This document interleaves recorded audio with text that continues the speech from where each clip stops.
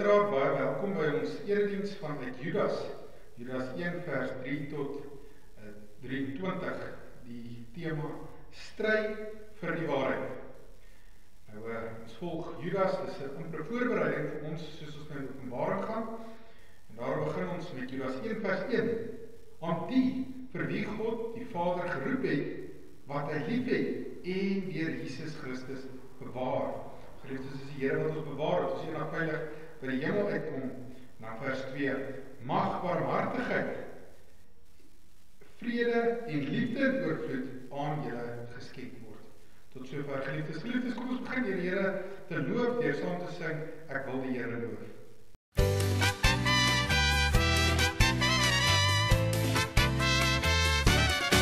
Loof die Heer, hy is goed, loof sy heilige naam. Laat alles in die groot heelal die Heere loof. Ek wil die Heere loof, loof met my hele hart. Hy gee wat roep, weer nuwe kracht.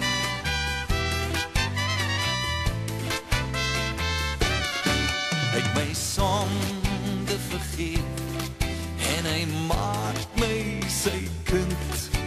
Laat alles in die groot heelal die Heere loof.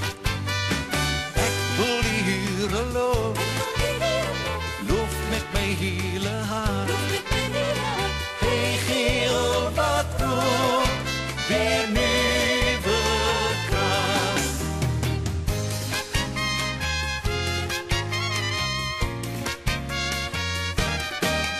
Loof o hemel die Heer, al die engele saam. Laat alles in die groot heelal die Heere loof. Ek wil die Heere loof, loof met my hele hart. Hy gee wat roep, weer nuwe kracht. Hy gee wat roep, weer nuwe kracht.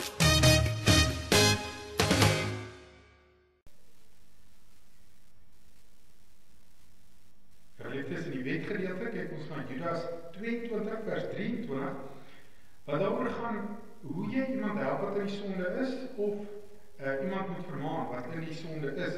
Daar's 3 maniere en die 3 verskillende plekke waar mense in die sonde kan wees. Ek lees vir ons vers 22 af. Oor die wat in twyfel verkeer, moet julle ontferm. Ander moet julle red deur hulle uit vuur te ruk.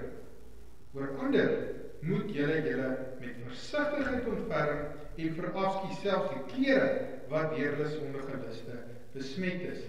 3 tipe persone, 3 tipe vermaanings. Die eerste ou wat in twyfel verkeer. Nee, hy het dalk iets gesteel, maar hy was bang dat hy dat die Here nie vir hom gaan voorsien nie. Hy het in die Here getwyfel. So ou hanteer jy met ontferming. Die tweede tipe ou, hy is so diep in sy sonde en hy wil ander doen en hy ander doen, moet amper uitgeruk word. Jy moet hom sterk aanspreek oor wat hy doen. En dan 'n derde een is iemand wat in die sonde is, maar hy sê die sonde is 'n goeie ding, hy vier dit, hy moedig ander mense aan om dit te doen. Hy ontken heeltemal dat dit iets verkeerd is. God sê, met so ou moet jy ontferm, maar jy moet versigtig wees vir hom, dat jy nie ook in daai sonde val nie, en jy moet selfs die klere wat hy aan het verafskiet. So geliefdes, dit die gedeelte van die wet vanuit Judas. Geliefdes, kom ons raak rustig, en dan sing ons saam, as ek stil word.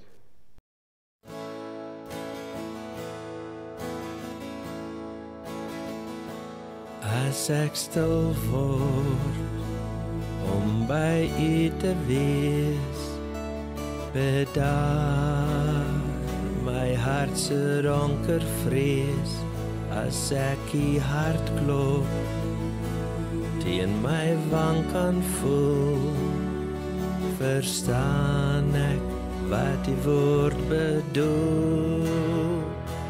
U is wonderbare raadsman, U is magtige God, U is ewige Vader, U is Vredevors, U is wonderbare Raadsman, U is magtige God, U is ewige Vader, U is Vredevors.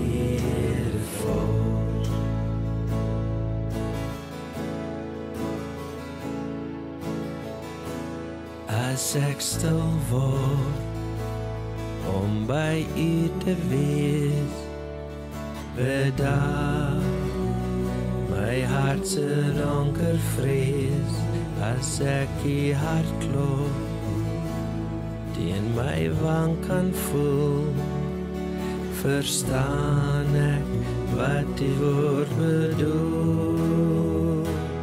U is wonderbare Raadsman, U is magtige God, U is ewige Vader, U is Vredevors, U is wonderbare Raadsman, U is magtige God, U is ewige Vader, U is Vredevors, U is wonderbare Raadsman, U is magtige God, U is ewige Vader, U is Vredevors, U is wonderbare Raadsman, U is magtige God, U is ewige Vader, U is Vredevors.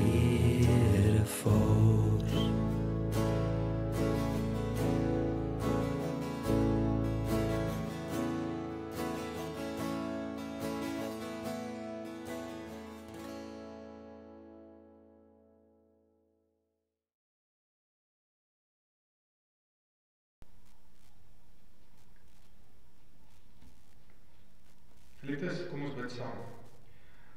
Ons almagtige Vader, die weer soos ons aan die einde van die jaar te gaan en Openbaring toe gaan, Heer, wil ons U loof en prys, dat ons die kinders is, dat ons weer kan hoor soos wat U vandag sê, U wat ons bewaar, om eendag by U te wees, en terwyl ons ook deur alles gaan, waar ons gaan, dank ons U dat ons weet, ons is nooit alleen nie. U is altyd by ons, Heer, U wat magtig is, U wat almagtig is, waardig is vir alle prys, en alle eer, op hierdie aarde. Heer, U is God oor die heelal, groter as wat ons kan dink. Heer, wat 'n wonderlik voorreg dat ons U kinders genoem kan word. Heer, ons vra dat U ons sal help wanneer ons die woord lees, dat ons dit sal verstaan, dat ons dit kan toepas in ons lewens. En Vader, dat dit nie net leeg by ons verby gaan nie, maar dit werklik diep in ons harte inkom. Werk met ons deur die Gees, behoed en bewaar ons weer. En bovenal, Vader, kom maak ons heilig. Dankie dat ons weet, ons struikel baie, ons val baie keer in sonde, maar dat U U Seun gestuur het, juis om ons te bewaar en ons te vergewe. Vader, help ons om nie die genade te misbruik nie, maar dat ons, Vader, sal groei om al die meer soos Christus, U Seun te lyk. Weer wees met ons wanneer ons die woord lees. Dankie vir alles wat U vir ons doen. Ons bid dit in naam van Jesus Christus ons Here. Amen. En geliefdes, die gedeelte wat ons lees is Judas, is die tweede laaste boek in die Bybel.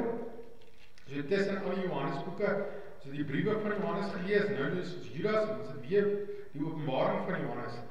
En ek lees vir ons van vers 3 tot vers 22, is amper die hele hoofstuk. Geliefdes, ek was van plan om aan julle te skrywe oor die verlossing waarvan ons almal deel het. Maar nou voel ek my verplig om julle met my brief aan te spoor om te stry vir die geloof wat eenmaal oorgelewer is aan die wat God vir hom afgesonder het. Die rede hiervoor is dat sekere mense ongemerk julle geleedere binne gedring het, goddelose mense wie se veroordeling lank reeds vasstaan. Hulle misbruik die genade van ons God. Hulle gebruik dit as dekmantel om losbandig te lewe. En hulle verwerp ons enigste meester en Here, Jesus Christus. Al weet julle al hierdie dinge, wil ek julle daaraan herinner, dat hoewel die Here eenmaal vir sy volk uit Egipte verlos het, hy tog daarna die wat nie geglo het nie, laat omkom het. Dink ook aan wat gebeur het met die engele wat hulle nie binne hulle eie magsgebied gehou het nie, maar hulle aangewese woonplek verlaat het. God het hulle met onbreekbare kettinge gebind en hou hulle in die duister dieptes vir die oordeel van die groot dag. En dink ook aan die mense van Sodom en Gomorra en die stede rondom hulle. Net soos daardie engele het hulle onsedelike dade gepleeg en omgang gesoek met vreemde wesens. As waarskuwing vir almal wat hulle nou gestraf met die vuur wat ewig brand. En nou is dit met hierdie mense net so. Vanweë die droomgesigte wat hulle sien, bevlek hulle eie liggame, verwerp hulle die gesag van die Here en beledig hulle die hemelwesens. Nie eens die aartsengel Michael het so iets gedoen nie. Toe hy met die duiwel gestry het oor die liggaam van Moses, het hy hom dit nie veroorloof om die duiwel te beledig en te veroordeel nie, maar hy het vir hom gesê, die Here sal jou bestraf. Maar hierdie mense praat lasterlik oor dinge waarvan hulle geen kennis het nie. Hulle is soos verstandlose diere, al waarvan hulle kennis het, is hulle natuurlike drange. En juist dit is hulle ondergang. Verskriklik sal hulle lot wees, want hulle het dieselfde pad as Kain geloop. Vir geld het hulle dieselfde bedrog as Biliam gepleeg. Soos Korag het hulle in opstand gekom en dit was hulle ondergang.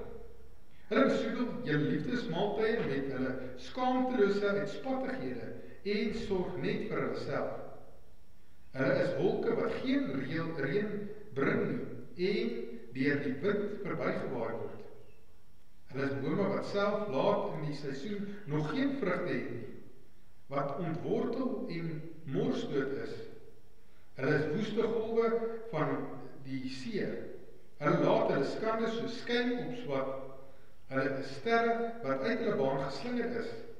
God hou vir hulle plek gereed in die duister dieptes, waar hulle ewig sal bly.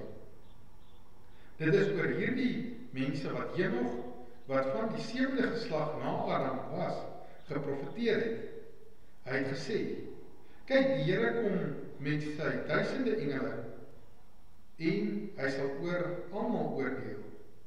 Hy sal al die goddeloses, al die wat die sondaar straf, oor al die goddelose dinge wat hulle in hulle goddeloosheid gedoen het, en oor al die lasterlike dinge wat hulle teen hom gesê het.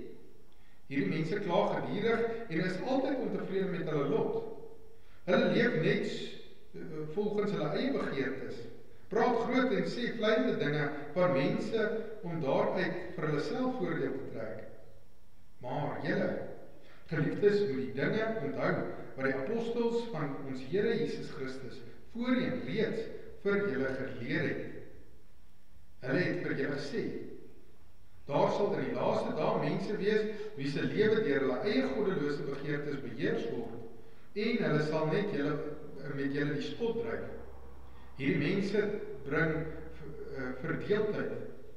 Hulle word deur hulle natuurlike drange beheers en nie deur die Gees van God nie. Julle, geliefdes, moet egter voortgaan om julle lewe te bou op die allerheiligste geloof. Bid altyd deur die krag van die Heilige Gees. Bly in die liefde van die Heilige Gees. Bly in die liefde van God. Vestig steeds julle verwagting op die barmhartigheid van ons Here Jesus Christus, wat die ewige lewe aan julle sal gee. Soos die wat in twyfel verkeer, moet julle ontferm. Ander moet julle red deur hulle uit vuur te ruk. Oor ander moet julle met versigtigheid ontferm en verafskiet selfs die klere wat deur hulle sondige liste besmet word. Dit is tot sover die woord van die Here. Nou ja, geliefdes, as jy vandag hierna luister, is jy nie weggeraak nie. Deur die week, as jy dalk nie weet nie, Dani Botha het probeer die gelowiges gaan weggeraak word, die 23ste en die 24ste September, wat nou verby is, En jy weet, ek het die boodskap daarvan geluister en dit was dan verskriklik. Jy weet, hy het in detail beskryf hoe die Here hom geopenbaar het en jy weet wat die Here alles vir hom gesê het en hy was oortuig. Almal wat hom gekritiseer het was valse profete en jy weet hy was oortuig hierdie sou gebeur. Hy het die preek geskryf, maar voor dit gebeur het en na die tyd het hy ook, jy weet, hy het verskoning gevra. Hy het iets in die Springbokke en die Nieu-Seeland gesien, dat Nieu-Seeland die bose verteenwoordig en die Springbokke, die goeie, ek weet nie, hy ken seker ook die lewens van al die mense nie, maar in elk geval, hy het iets daar gesien en was oortuig die wegraping gebeur die 23ste en 24ste en geliefdes, jy weet ek besef, dit het toen nou nie gebeur nie, dat ons is nog hier, hy is nog hier, hy het toen nou na die tyd verskoning gevra, maar jy weet, hy die skrif verdraai. Jy weet, die eerste skrifgedeelte wat in sy kop moes opgekom het, was hy net so bietjie gaan lees daaroor, moes hy geweet het, die Here sê niemand weet die dag en die uur nie, en hy was oortuig, hy weet die dag en die uur. Jy weet, hy is wêreldwyd, van die grootste apologetiese groepe is hy gekritiseer, ons Suid-Afrika was wêreldnuus, nou daar nie hy het dit nie begin, hy het by een of ander brother Joshua, ons noem hom brother Joshua, ons is 'n bietjie moeilik uit Afrika van, so is 'n bietjie moeilik om sy van uit te spreek, maar dis waar hy het gekry het, en hy is oortuig, die Here het trompette laat hoor, en seker goed. Nou kom, weet, geliefdes, weet, Christen moet vergewe, maar, jy weet, Judas waarsku ons ook, dat die mens die genade van die Here kan misbruik. Jy weet, dat hy nou kon al die voorspellings gemaak het, enorme publisiteit gekry het, hy was in koerante en nuuspotgooie en klopplekke, het hy enorme publisiteit gekry, en elke ou wat nou wil groot publisiteit, maak voorspellings, hy weet hy gaan verkeerd wees, of hy kan ook voel die Here gee dit regtig vir hom, en jy weet die stemmetjie wat hom nog laat sê, luister, oor die dalk sê verkeerd, wat vir die mense dink, sê, ek sê dit na die tyd jammer, dis jy moet werk, man, al die publisiteit wat hy kry, so hy het 'n versoeking ook geword, want hy het ook nie heeltemal ontken, dat, jy weet, dit wat hy gedoen het verkeerd was nie, so, jy weet, nou hoe moet ons hieroor voel, dis lekker, ons is in Judas, wat praat van mense wat droomgesigte gaan sien, wat nie van die Here afkom nie, wat die genade van die Here gaan misbruik, en kom ons kyk in die gedeelte wat Judas alles daarvoor sê, dit bring ons lekker voor vir dit wat kom vir die res van die jaar, en dis, die goed wat ons hierso leer, is ons baie belangrik vir die res van die jaar in Openbaring. Ek sal vir ons 'n bietjie wys hoe dit by mekaar aansluit, maar ek hoop dat jy hierdie dinge sal onthou, en dit in gedagte hou, soos wat ons vir die res van die jaar deur Openbaring gaan. En die eerste 3 punte waarna ons kyk, die eerste een is, wat is die kenmerke, so te sê, van valse profete? Eerste een, hulle misbruik die genade van die Here. Die tweede een is, hulle ontken die gesag van Christus. En die derde een is, hulle sal beheer word deur hulle eie begeertes. So geliefdes, kom ons begin met die eerste punt, om te stry vir die geloof. Nou dit is, Judas lê hier tussen die boeke van Johannes. Ons gesê, ons het die eerste 3 briewe, ons het 3 briewe van Johannes gehanteer, toe is het nou skielik Judas, en dan is het Openbaring. Nou, ons weet, die Heilige Gees was betrokke by die inspirasie van die Bybel, maar ook in die samestelling van die Bybel. Nou, jy weet, so mens moet ook nie te veel nou inlees met Judas wat in die middel sit nie, maar hy berei mens vreeslik baie voor vir Openbaring, want Openbaring uiteindelik die antichrist kom op die toneel, so valse profeet is 'n groot tema ook, en die waarheid is 'n groot tema vir Johannes. Ons het gesien, hy het 5 temas so te sê gehad in die eerste brief, en die tweede brief herhaal hy daai temas, maar minder. Dit is asof hy fokus net op minder van hierdie temas, en in die laaste een, brief wat hy skryf, fokus hy amper net op die waarheid as tema. So hy fokus amper in asof na dinge wat die belangrikste is. Op die oude is die waarheid die belangrike ding waarna mens moet kyk en moet voorstry. Om te stry beteken om so te sê te beklei daarvoor. Jy weet, die waarheid is nie net 'n bysaak nie. Dis nie net een van die dinge wat in die Bybel genoem word, wat ons kan doen nie. Dit is 'n stryd wat die Christen moet hê in die wêreld, om te sorg dat die waarheid verkondig word. Dit is een van die groot temas wat ons sien in die skrif, en veral in Johannes, en eintlik die Satan kom, hy is die vader van die leuen, hy gebruik die leuen om te mislei, so dis uit en uit 'n groot tema. Ons sal Openbaring sien, dat eintlik die valse profeet en die draak en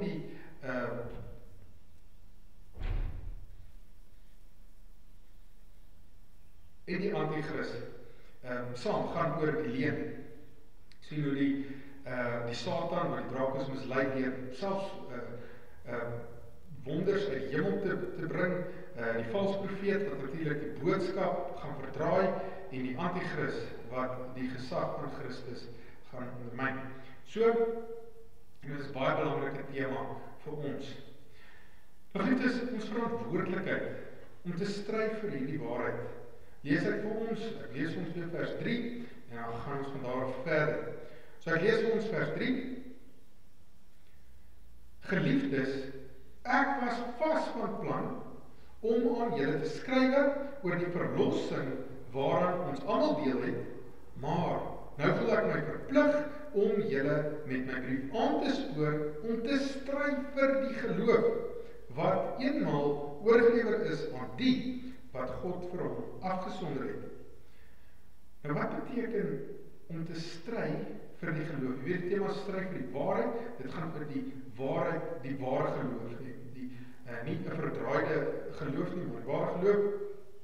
En om te stry, dis 'n oorlogsterm, van oorlog maak teen die leuen. Jy beklei vir die waarheid, en soos wat jy jou verdedig teen 'n vyand. Nee, jy weet, dit is 'n saak van lewe en dood gewees. As jy die oomblik wat jy nie konsentreer, die oomblik wat jy nie volhard nie, was dit dood. So om te stry vir jou in 'n oorlog was 'n saak van lewe en dood. En dit is hoe ons moet stry vir die geloof. Jy weet, nee, die leuen is dit wat Adam en Eva van die begin af doodgemaak het, nee, wat hulle geestelik laat sterf het. Die vader van die leuen wat die duiwel is, het hulle met dit verlei. So weet jy, hierdie gedeelte roep ons op, geliefdes, om onsself te ondersoek. Kan ek onderskei tussen leuen en waarheid? Nee, en is dit vir my 'n saak van lewe en dood om te sê, maar ek wil kan onderskei. Dis nie net vir my 'n wyssaak en dat ek net sê, ag, is dit nie so belangrik nie. Jy weet, is dit vir my regtig belangrik? Nou prakties, as ons prakties kan wees, jy weet, dat as ek 'n leuen hoor, nee, dan behoort daar by my 'n begeerte te wees om te gaan kyk, wat sê die skrif daaroor. Jy weet, baie keer kry jy die gevoel, as iemand iets sê, dan begin jy wonder, is dit regtig wat die skrif sê? Maar is daar erg om dan te gaan kyk, maar is dit wat die skrif sê? En wanneer ek sê, maar dit is nie wat die skrif sê nie, laat weet ek die mense om my. Nee, is dit vir my ernstige saak, raak ek so ongemaklik as ek hierdie leuen hoor, en ek hoor mense verkondig het. Nee, is dit by my erns? Weer eens die beeld van oorlog. Nee, as daar oorlog broei, nee, en ek hoor die gerugte van oorlog, wat doen ek? Ek berei myself voor, want ek weet, is uiters belangrik. En ek begin met die mense rondom my te laat weet, en ek sorg dat hulle voorberei, want dit is wat 'n mens moet doen. Nee, so is dit wat ek doen, as ek kom by die waarheid oor die skrif. Nou, geliefdes, Judas gee ons amper die kenmerke oor waaraan ons valse profete kan ken, en ek het so 3 van hulle gevat, dat ek nie meer vir jy wil herhaal, en ons gaan so 'n bietjie daarop in, dit sal vir ons 'n voorbereiding wees. Nou, die eerste, geliefdes, is, hulle misbruik die genade van die Here. Ek dink is een wat in baie van die res van die skrif ook voorkom. Nou, ek lees ons weer vers 4. Die rede hiervoor is dat sekere mense ongemerk hele gelede binne gedring het, goddelose mense, wie se veroordeling lank reeds vasstaan. Hulle misbruik die genade van ons God. Hulle gebruik dit as 'n dekmantel om losbandig te lewe. en hulle verwerp ons enigste meester en Here, Jesus Christus.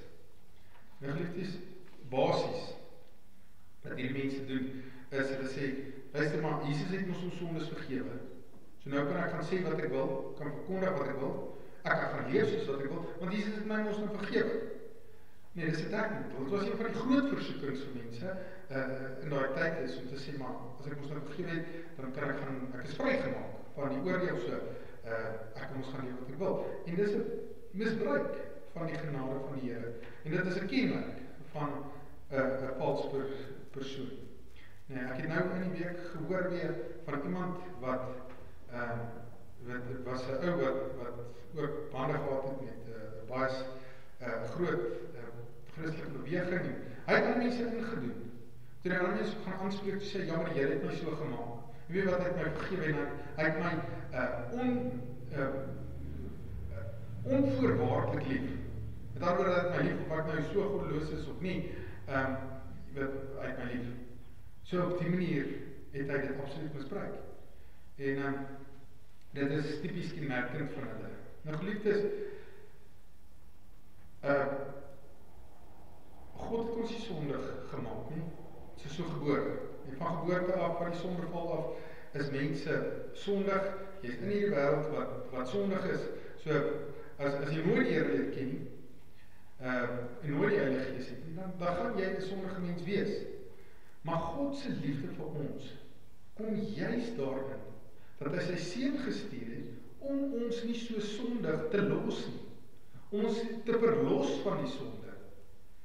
En deur ons te verlos van die sonde is God se liefde daarin. Sonde te misbruik, dit is baie ernstig. En jy weet dan, daar's mense wat hierdie sonde op verskeie maniere regverdig, en dit is natuurlik die eerste eienskap. En dan, geliefdes, 'n tweede eienskap is hulle ontken die gesag van Christus. Nou, ek het reeds daai gedeelte gelees, is nog dieselfde vers, maar wat ek wil byvoeg, wat Judas beskryf, is hy sê, hierdie valse profete het ongemerk julle geleedere binnengedring. So met ander woorde sê, hierdie is kerkmense. Dis nie 'n duidelike duiwelse figuur wat tot voorkom nie. Dis mense wat saam met julle is. Hulle praat soos kerkmense. Hulle gebruik terme wat bekend is vir Christene. So hulle klink soos Christene. En hierdie mense, jy weet, praat baie keer opgewonde oor Jesus en gewoonlik, jy weet, praat mense baie keer opgewonde oor Jesus omdat hulle 'n verwronge beeld het van Jesus. En jy weet, dan gewoonlik as ons so iemand sien wat opgewonde praat oor Jesus, jy weet, sê ons, ja, hier is 'n diep gelowige mens, want mense sien hierdie opgewondenheid. Jy weet, en geliefdes, baie keer, dis waarin jy 'n Christen ken, is of hy die waarheid praat, of hy dit sê wat in die skrif sê. Nou, as ek net 'n voorbeeld kan noem, weet die wegraping is onder andere voorbeeld. Iemand wat opgewonde daaroor kan praat. Hoekom het hierdie teologie van die wegraping begin? Nou geliefdes, jy weet, dis moeilik om dit uit die skrif te kry, maar hoekom het dit begin het, hierdie teologie, is dat baie gesê, maar luister, Christene hoef nie deur moeilike tye te gaan. Hierdie goed wat ons lees in Openbaring, weet wat Christene gaan nie daardeur nie. En God gaan ons wegvat voordat dit die wêreld gaan trek. Nou geliefdes, is baie duidelik dat dit nie so is nie. Jesus sê self, hulle gaan van julle doodmaak. So Christene gaan deur beproewings gaan deur die tye gaan wat die goddeloosheid regeer, wat 'n anti-Christe in die wêreld is en of die oorhand kry. Nee, in Openbaring staan op 'n stadium, die draak het mag gekry om die Christene vir 'n tyd lank te vervolg en hulle dood te maak. So is baie duidelik. Jesus sê ook self, hy sê, in hierdie wêreld gaan julle dit moeilik hê. Nou die verwronge beeld wat mense van God wou gemaak het, is hulle sê, nee, God gaan ons wegvat voordat enigiets moeilik gaan begin. Asof al wat ons hierso gaan beleef is voorspoed en goeie tye. Nee, dis hoe mense baie keer so praat van die Here. Nee, dan raak hulle opgewonde want dis net voorspoed en al daai tipe goed. So geliefdes, dit gebeur gewoonlik wanneer mense net die Here gedeeltelik wil volg. Nee, en dan, as ons sê ek aanvaar die gesag van Christus, dan beteken dit ek glo alles wat hy in sy skrif lê. En baie keer soos wat nou gebeur het, ek kry hier Openbaring, as hy net na die skrif gaan kyk, die basiese goed wat die skrif wat sê, dan sou hy geweet het, maar dit kan nie van die Here wees nie. En daarmee ontken hy die gesag van die Here. En het hulle hierdie afgewaterde evangelie wat hulle verkondig,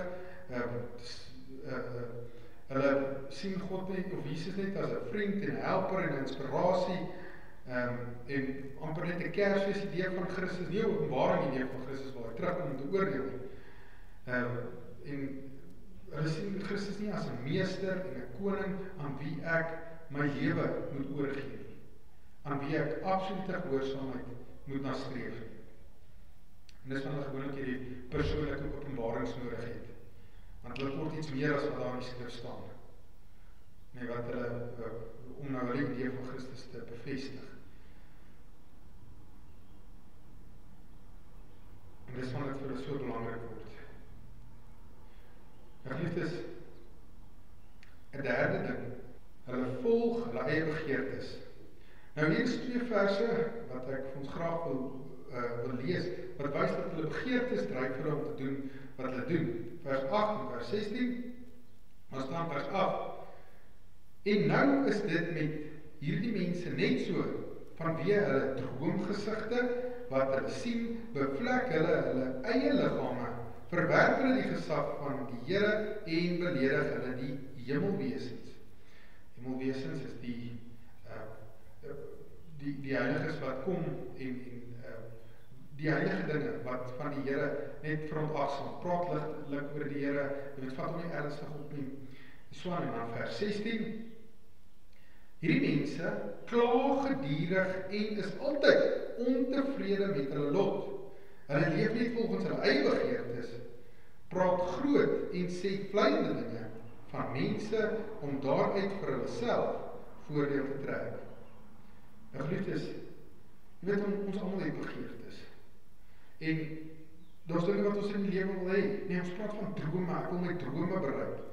En dis wat dis met elke ou so in die lewe. Selfs al sê hy wil sy droom wil, het hy sekere dinge wat hy wil graag hê in die lewe.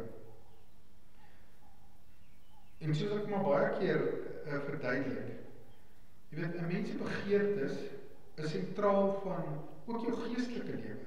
Want dit wat jy begeer in die lewe, dit is die dinge waaroor jy gedink, dis die dinge waaroor jy gepraat, dit is daarom die dinge waarin jy jouself blootstel, en daarom gaan dit jou optrede begeer. Dit gaan vir jou bepaal, dit gaan jou morele stelsel bepaal, wat jy baie keer sien, wat reg en verkeerd is. Nou die 10de gebod gaan oor begeertes. Nee, die keer wat ons deur Matteus gegaan het, sien ons net, die tweede 5 gebooie word amper in 1 hoofstuk, die 10de gebod het amper 2 hoofstukke vir homself. Want die 10de gebod wat gaan oor begeertes, bepaal hoe in staat jy gaan wees om die ander gebooie toe te pas. Nee, onder andere, as jy begeertes het, of jy kan begeerte hê om by God eer te ontvang, of jy kan die begeerte hê om by mense eer te ontvang. Nou, as jy armes help, of jy vas, of jy bid, en as jy by mense die eer soek, dan gaan jy dit voor mense doen, dat hulle dit sien, en dan sê God, maar dit is jou beloning. As jy eer soek by God, gaan jy armes help, bid en vas, maar so dat niemand jou sien. En dan sê God, dan ontvang jy die beloning van hom. Nee, het gaan oor skatte ook. Nee, as ek 'n begeerte het om aardse skatte bymekaar te maak, dan gaan ek my lewe instel om dit te kry en dit te doen, maar daar aardse skatte gaan net nie bly. Nee. Of ek kan skatte in die hemel soek en my lewe daar volgens inrig. En so het hang af. Nee, wat begeer jy? Begeer jy hemelse skatte, begeer jy aardse skatte? Nee, so jou begeertes bepaal vreeslik baie van jou optrede en die manier hoe jy jou geloof uitlewe. Nou, wat valse profete doen, geliefdes, is hulle vat hierdie aardse begeertes wat jy het en fokus nie jou, hulle fokus dat jy hierdie aardse skatte wil hê, en hulle gebruik vleiende taal soos ons hier gelees het, hulle is groot praterig hieroor, en hulle wil eintlik daai begeerte by jou opwek. Nee, en hulle gebruik hierdie typiese besigheidsmodel, as ek dit net kan verduidelik, en ek hoop jy onthou dit, nee, dat die besigheidsmodel baie keer werk so, nee, en dit was so, jy weet, 'n persoon wat nou uit die een persoon wat goeie besigheidsman is, en die ander wat nie 'n goeie besigheidsman is nie, en hy vat 'n pen, en hy sê vir die ou wat nie 'n goeie besigheidsman is, hy sê, hoorie, verkoop hierdie pen aan my. En wat nie 'n goeie verkoopsman is nie, hy kom en hy sê, jong, hierdie pen is goed, en hy is uniek, en hy pas mooi aan, en hy vat die pen, hy sê, ja man, jy weet, dis nie goed. En hy gee het vir 'n ander wat wel 'n goeie verkoopsman is, en hy sê, verkoop hierdie pen aan my, en hy ou wat hy sê, skryf jy naam op die papier. En hy sê, maak jy pen. Sê, daar is hy, boem, daar is jou, daar is jou pen. So hy skep 'n nood, 'n goeie verkoopsman, skep 'n nood by jou, en dan kom hy met die oplossing. En dis wat hulle die valse profete doen. Nee, hulle skep hierdie nood by jou, lus vir die aardse begeertes, en dan laat hulle hierdie begeerte van jou om aardse besittings te hê, hulle wys wat die Here alles vir hulle gegee het, en hulle wys hierdie sukses, en al hierdie rykdom, en hulle laat die mense wat hulle hoor, daai begeerte groei, en dan kom hulle, jy mag geloof is die oplossing, God gaan vir jou ook gee, jy moet net die geloof soos wat ek jou nou gaan leer, moet jy gaan uitleef. So hulle skep 'n nood, die begeertes, wat God eintlik sê ons nie, daai begeerte moet anders nie, maar verander dit. Nou geliefdes, het gelowiges nood? Geliefdes, ons het ernstige nood. Ons is vasgevang in sonde. Ons kort verlossing daarvan. Ons kort 'n verlosser. Dis wat die Bybel leer, waar ons primêre nood is. Aardse goed. Wat hou die valse profete voor as nood? Hulle sê, nee, jou aardse besittings is te min. Hulle sê, nee, jou posisie wat jy in die wêreld het, nee, jy kan 'n hoër posisie. Jy weet, dit wil hulle by jou aanhits. Nou geliefdes, ons almal wil ons loopbaan bevorder, ons almal wil ons besighede uitbrei soos wat ons kan, ons wil ons kinders se talente ontwikkel, dit is alles goeie goed. En ons vra God vir hulp in hierdie dinge. Maar dit kan so vinnig gebeur, geliefdes, dat ek God net wil hê om my drome te bereik, hierdie loopbaan, wat ook al ek ontwikkel, dat ek God net vir dit wil hê. Nie tevrede is met wat ek het nie, of waar die Here my nou wil hê nie. En wat is God se doel met jou? Om 'n pad saam met jou te stap. Wat is die doel daarvan? Die doel van God se reis saam met jou is om jou heilig te maak, om jou meer soos Jesus te laat lyk, om vrugte van die Gees in jou lewe te laat voorkom, om jou te verlos van sonde. Nou, jy kan hier twee motiverings hê hoekom jy die Here wil aanbid.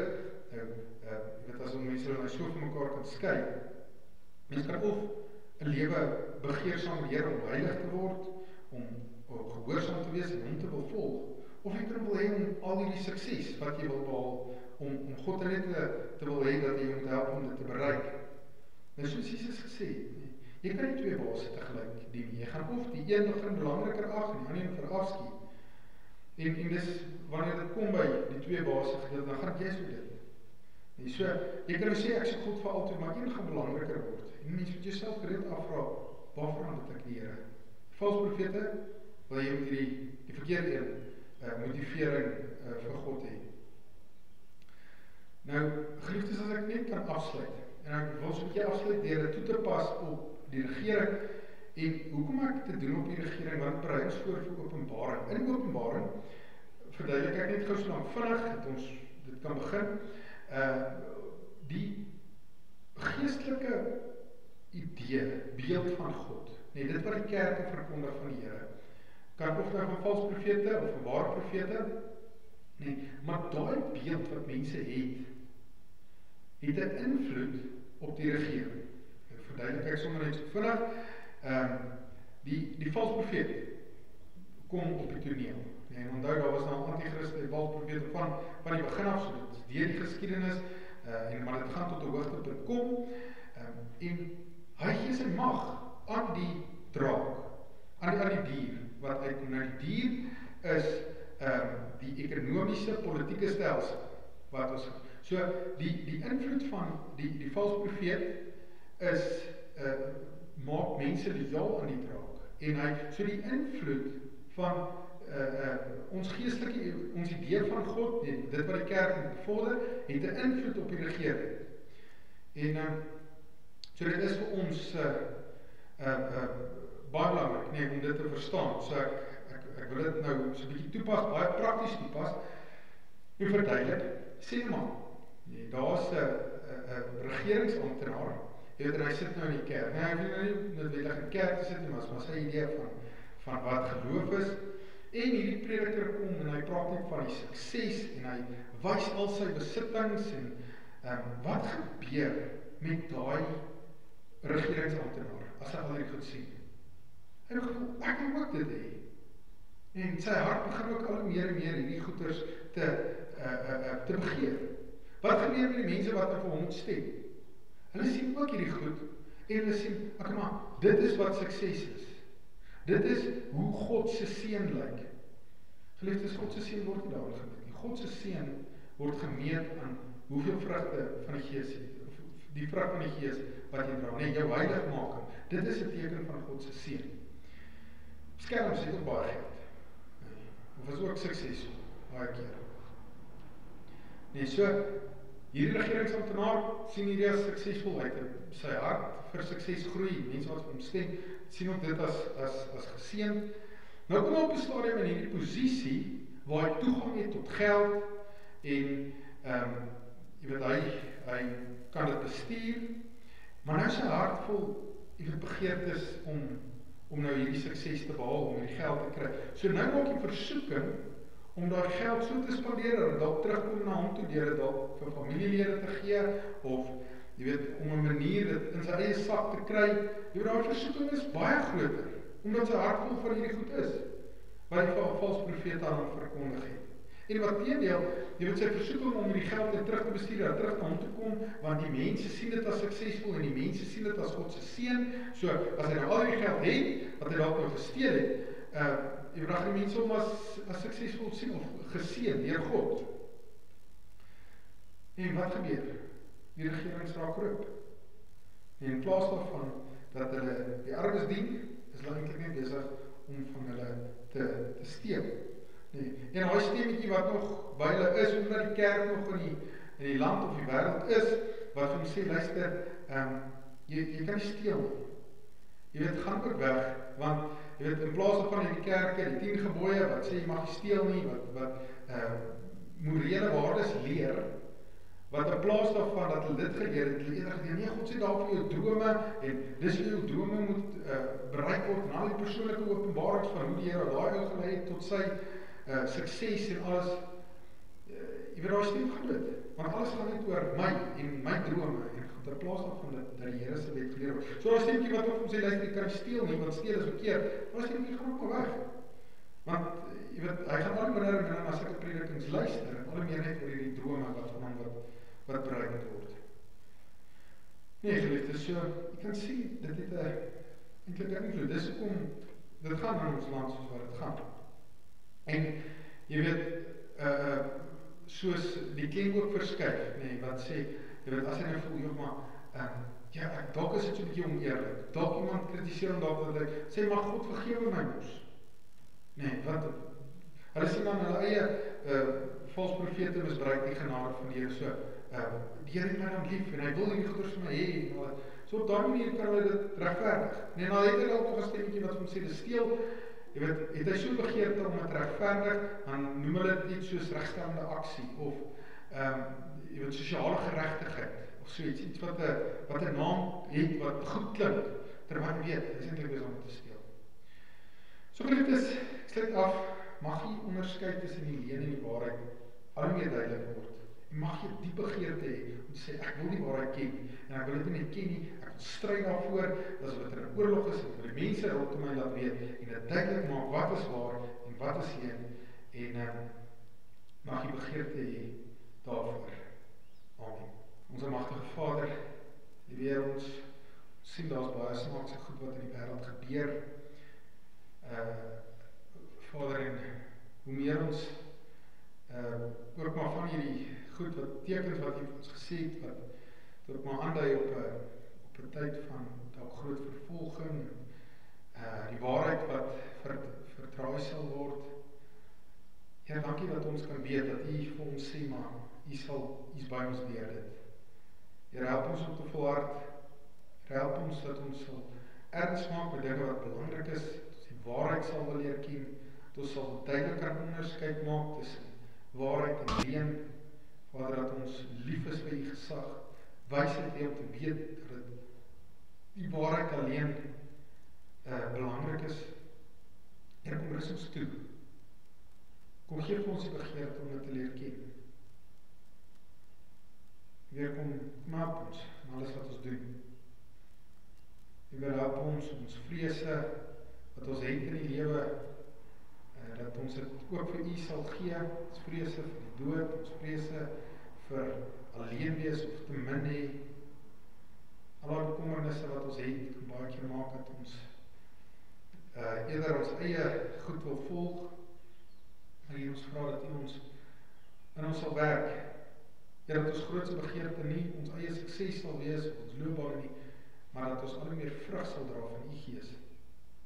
Al meer soos Jesus sal lyk, dat dit ons groter begeerte sal word. Here, wys vir ons waar ons dalk op 'n plek is, waar ons U met 'n halfhartigheid dien, waar ons U dalk met verkeerde motiverings en redes dien. En dankie dat U ons vergewe, as ons opreg na U toe kom, vergifnis vra. Dankie vir U seën, dat U hom gestuur het. Dankie Jesus, dat U al ons sondes op U geneem het, maar dat U ook in ons bly, deur U Gees en ons heilig maak. Vader, vergeef ons sondes, waar ons so baie keer terugval in sondes. Here, help ons om 'n begeerte te hê om verlos te word daarvan. Bid dit alles in die naam van Jesus Christus ons Here. Amen. Geliefdes, kom ons sluit af met getuig, getuig.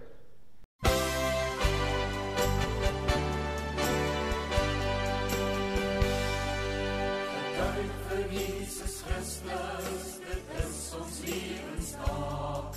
Ons weet dat elke een van ons nie langer sal mag wees, maar dat ons met vrymoedigheid die boodskap moet versprei, sodat die hele wêreld moet deur woorde en deur daad die Here Jesus is ons Heer, en almal moet hom eer. Getuig